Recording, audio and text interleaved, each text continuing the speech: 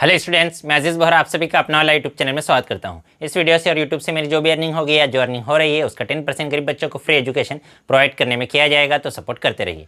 तो आज हम 11th class physics chapter number 7 system of particles and rotational motion का एनसीईआरटी की बुक में गिवन एग्जाम्पल नंबर 7.7 सॉल्व करेंगे। इस एग्जाम्पल को मैं बहुत ही अच्छे से बहुत ही ईजी वे में एक्सप्लेन करने वाला हूँ, इसलिए इस वीडियो को पूरा देखिएगा। और अगर अभी तक आप लोगों ने हमारे चैनल को सब्सक्राइब नहीं किया है तो चैनल को सब्सक्राइब कर लीजिए, बेल आइकन को भी प्रेस कर दीजिएगा ताकि नए वीडियोस की नोटिफिकेशन आपको समय पर मिलते रहे। तो क्या है आज का हमारा टॉपिक एनसीईआरटी की बुक में गिवन एग्जांपल नंबर 7.7। क्या है उसका statement? Show that moment of a couple does not depend on the point about which you take the moments. कि अगर हमारे पास एक रिजिड बॉडी है, ये हमने कंसिडर कर लिया कि क्या है हमारे पास एक रिजिड बॉडी, इसको हमने नाम क्या दे दिया ए बी। अब इस पर अगर हमने क्या अप्लाई किया? फोर्स। इस पर हमने क्या अप्लाई किया? फोर्स। इस पॉइंट ए पर इस डायरेक्शन में फोर्स अप्लाई किया और पॉइंट बी पर इस डायरेक्शन में फोर्स अप्लाई किया। पॉइंट बी का जो फोर्स है वो हमने कंसिडर किया कितना है? एफ। और पॉइंट ए का फोर्स कितना कंसिडर कर लिया? Minus F. इसका मतलब ये है कि दोनों फोर्स इक्वल इन मैग्नीट्यूड है। इस पर भी फोर्स एफ अप्लाई हो रहा है, पॉइंट ए पर भी फोर्स ए अप्लाई हो रहा है, मतलब दोनों पर फोर्स का जो मैग्नीट्यूड है वो कैसा है? इक्वल। लेकिन उन दोनों की डायरेक्शन कैसी है? अपोजिट। मतलब अगर पॉइंट बी पर डायरेक्शन ये है तो पॉइंट ए पर उसकी डायरेक्शन कैसी है? अपोजिट। तो दोनों फोर्स मैग्नीट्यूड में इक्वल है, डायरेक्शन में अपोजिट है, और उन दोनों के लाइन ऑफ एक्शन डिफरेंट है कि ये फोर्स इस लाइन पर अप्लाई हो रहा है और ये वाला फोर्स इस लाइन पर अप्लाई हो रहा है, तो दोनों की लाइन ऑफ एक्शन डिफरेंट है। तो ऐसे फोर्स को हम क्या बोलते हैं? Couple of force. ये फोर्स को हम क्या बोलते हैं? कपल। तो इन दोनों कपल की वजह से क्या जनरेट होगा यहाँ पर? Moment of force. यहाँ पर क्या जनरेट होगा? मोमेंट ऑफ फोर्स, या उसी को हम क्या बोलेंगे? Moment of a couple.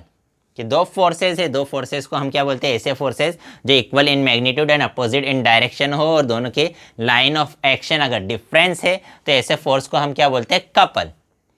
अब इन दोनों फोर्सेस की वजह से क्या जनरेट होगा? मोमेंट। तो उसको हम क्या बोलेंगे? Moment of force. Moment of torque generate होगा, उस मोमेंट ऑफ टॉर्क को हम क्या बोलेंगे? Moment of couple. तो ये जो मोमेंट ऑफ कपल है वो किस पे डिपेंड नहीं करता? Does not depend on the point about which you take the moments. कि जिस पॉइंट, मतलब जो हमारा ओरिजिन है, हमने कंसिडर कर लिया कि ये जो ओ है, ये ओ क्या है? हमारा ओरिजिन। तो वो मोमेंट ऑफ कपल इस ओरिजिन पर डिपेंड नहीं करता।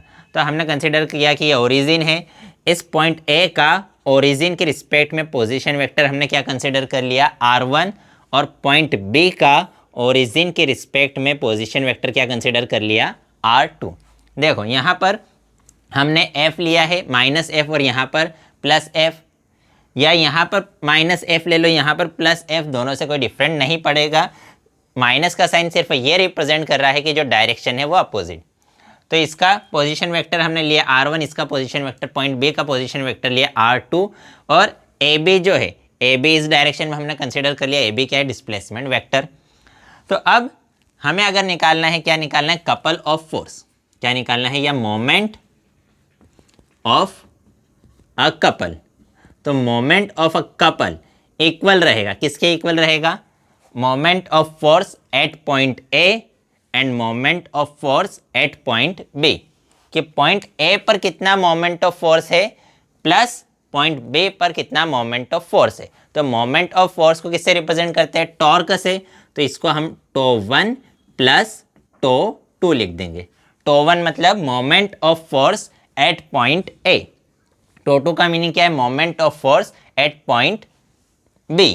तो उसको टो1 प्लस टो2 से रिप्रेजेंट किया। और moment of couple, moment of couple मतलब टोटल टॉर्क। तो जो टोटल टॉर्क है वो किसके इक्वल आ गया?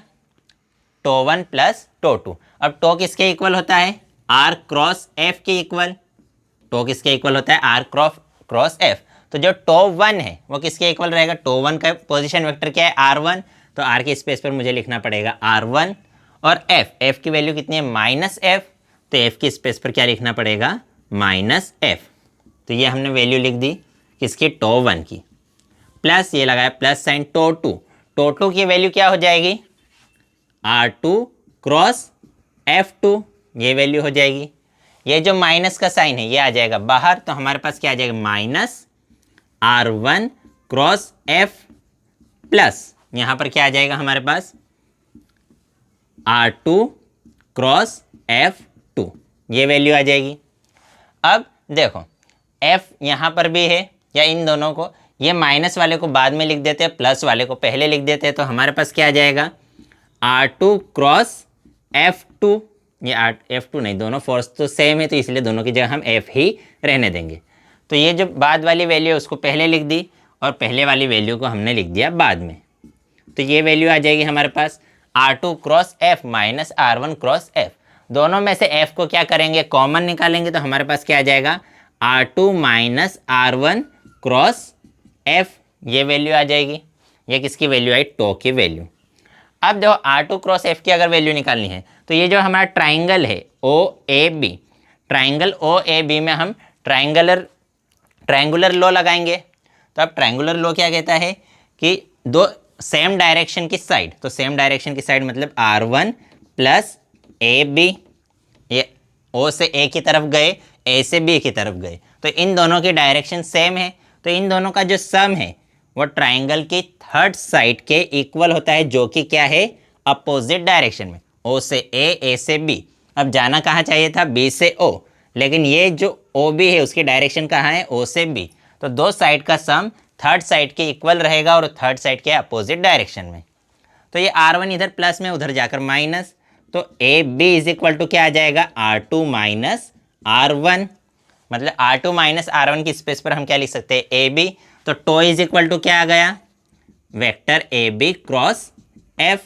तो ये टो क्या है, कपल ऑफ फोर्स, तो कपल ऑफ फोर्स या मोमेंट ऑफ अ कपल, तो मोमेंट ऑफ कपल किसके इक्वल आया, AB cross F, where F is force and AB is vector AB। तो यहाँ पर ओरिजिन R1 या R2 पे डिपेंड कर रहा है क्या, नहीं है, तो AB पे डिपेंड कर रहा है और F पर डिपेंड कर रहा है। तो ओरिजिन यहाँ हो, यहाँ हो, यहाँ हो, यहाँ हो, कहीं पर भी लो हम ओरिजिन, कहीं पर भी लो, तो ये जो कपल ऑफ मोमेंट है वो ओरिजिन पर डिपेंड नहीं कर रहा है, वो तो AB और F पर डिपेंड कर रहा है। तो यही हमें प्रूफ करना था। तो अगर वीडियो पसंद आई हो तो लाइक कीजिएगा, अपने दोस्तों के साथ भी शेयर कर दीजिएगा, पसंद ना आई हो तो डिसलाइक कर दीजिएगा। तो आज की वीडियो में इतना ही। अगर कोई डाउट हो तो कमेंट कर सकते हैं, कोई सजेशन हो तो वो भी कमेंट कर सकते हैं। तो नेक्स्ट वीडियो में हम नेक्स्ट टॉपिक पढ़ेंगे। बाय।